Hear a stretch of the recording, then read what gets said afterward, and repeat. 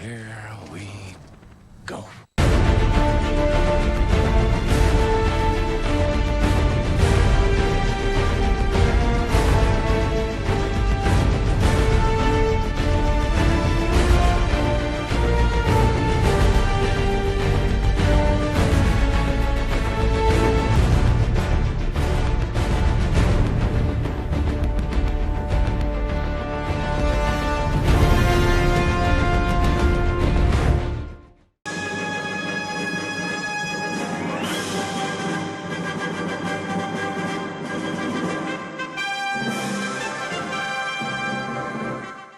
Hello guys, I'm Comic Book Movie Fan Productions, and welcome back to the DC film Retrospective. Today's film is the notorious final film in the Christopher Reeve Superman saga, Superman 4: The Quest for Peace. After Superman 3 and Supergirl both flopped critically and financially, the Salkinds figured that the Superman films had run their course, so they sold off the rights to canon films, which I've discussed previously with the 1990 Captain America film, which they were supposed to make, but the two guys that ran canon split and it went underneath a different company. But at the time, when they got the rights, it was meant to be a big blockbuster, with a budget around $40 million. But then canon had a bad streak where all the big blockbusters like Masters of the Universe flopped and projects like their Spider-Man film got cancelled, and as this film went into production, the budget for the film got slashed from 40 to a mere 17 million. So you may be asking, how did Christopher Reeve come back? Well, he agreed to come back under two terms. The first would be he would pick the story for the film, which at the time he was a major activist against nukes, hence why that was the main plot of the film. And second, he wanted to get his pet project Street Smarts off the ground and financed by canon, which should happen. But according to Christopher Reeve's autobiography, every day the company was penny pinching to save as much as they could, so the production was incredibly limited, all while getting the entire cast and crew from the previous films back apart from Donner, who was offered to come back along with Richard Lester, and even Wes Craven was considered, but none of them came back due to the lack of interest and creative differences. And he ended up getting Sidney J. Furie, which I've never heard of before, and I haven't seen any of his other movies, so I can't say much about him. But as a whole, the process to getting this film made was rocky to say the least, but it ended up getting released in July 1987, where like the previous two films in the series, was a flop both critically and financially, but even more so than the previous films, where it did not even make its production budget back, and was one of the last few films Cannon put out before closing, and that was regarded as not only one of the worst comic book films and sequels ever made, but also one of the worst films ever made in general. However, plans for a Superman 5 were in the works, due to a lot of the footage from the film, including the whole of the villain Bizarro, being cut from the final film. And the plan was to get the director of the 1990 Captain America film, Albert Pune, to begin an entirely new film from the footage, but it never came to fruition, along with Christopher Reeve's tragic accident in 1995 that caused him to be paralyzed and his death in 2004, ceasing any further installments in the series until Superman Returns came out, which we'll get to down the road. But anyways, with the history out of the way, let's get into the plot. The film starts out with the Daily Planet getting new ownership by sleazy millionaire David Warfield, played by Sam Wanamaker, and his daughter Lacey, played by Mariel Hemingway, who owns the stocks and contracts of the Daily Planet, and since they haven't made any money in the past few years, wants to change up the formula to be more appealing to the public eye.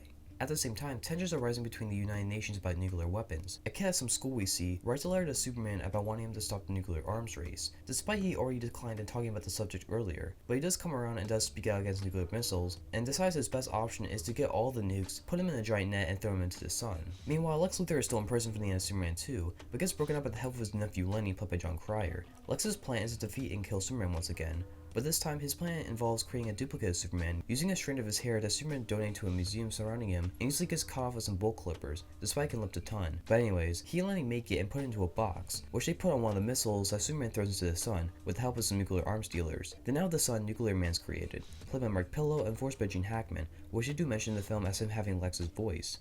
He has long fingernails, his own costume somehow, and can light up a cigar for you, but his only weakness is shadows, due to him running on the sun's energy, so he shows a really crappy solar panel. His goal is to destroy Superman, and that's about it. But before we return to that, Lucy starts to have feelings for Clark Kent, so they start doing stories together as excuses for her to see Clark more, eventually leading to her asking him out on a double date with Lois, who is mad about the new ownership, but starts to have a good friendship with Lacey as Superman, which is her date because she wants to interview him again. Also earlier, he basically recreated Superman 2, with Clark revealing himself as Superman to Lois as they once again fly around the city except a lot cheaper, and then uses the forgetting kiss once again right before Clark comes back. After Superman has to do a double date where one's constantly running out to get the other persona in and vice versa, Nuclear Man attacks Superman as the two fight around Metropolis, ending with Superman getting scratched on the back of the neck by the Nuclear Man, causing him to become ill and frail, but luckily he still has the green crystal that came with his ship that he found on the Kent farm in the first act. That brings him back to his former glory as the two once again spar, ending with Superman winning as he causes a solar eclipse, and then throws Nuclear Man to a power plant, causing massive energy spikes around the globe as the day is saved. The film ends off with Perry White getting back to Daily Bugle due to the banks being on their side, Lex going back to prison and Lenny going to a Catholic all-boys school, and Superman stating that he can't force humans to change their ways. They must do it themselves as he flies into space and looks towards the camera as he flies off for the last time as credits roll.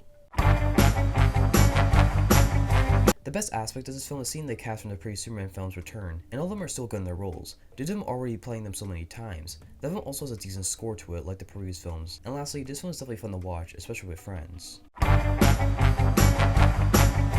Where do I start? This film is terrible, absolutely abysmal, so bad it's good type. The first major issue I have with it is how cheap it is from using the same shots of Superman flying, the terrible wire work, which half the time you can see the wires, the green screen where if somebody's too far away you can see the image morphing into random shapes. It's so obvious and a massive step down from every previous film in this retrospective that makes Batman 66 and Swamp Thing look like Infinity War and Endgame. Another major issue is how unfocused the whole film is. I do believe there's a whole other film on the Chiron floor due to how many subplots there are that don't even get finished. We have Superman stories from the Daily Planet, Lacey, Lois, Nuclear Man, and the Luthors, the message about the nukes.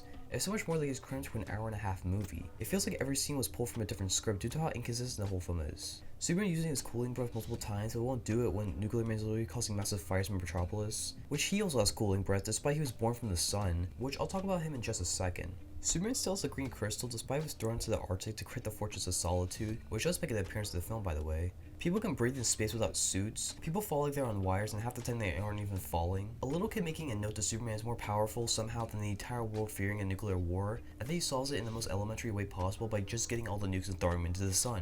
Great job, Superman. It's not like humans can just make more weapons. I can go on and on. One aspect I want to touch on is Nuclear Man. What an odd character. One of the worst villains in the movie ever created by far.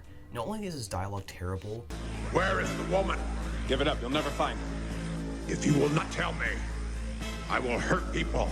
like the writing in general, and how his costume was born with the sun with his super long fingernails that made my complaint for Supergirl thrown out the window entirely. But he's so funny. He's being his shadows. He has Lex Luthor's voice if he was Alexa. It's so stupid and ridiculous.